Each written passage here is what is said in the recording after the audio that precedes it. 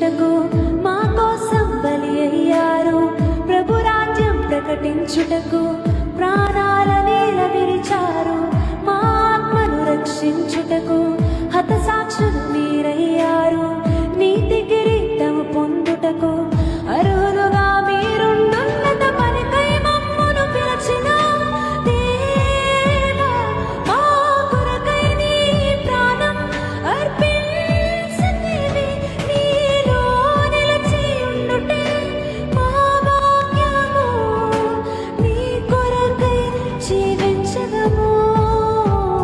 I want to be remembered for courage for my faith. That would be the most important thing. Yesu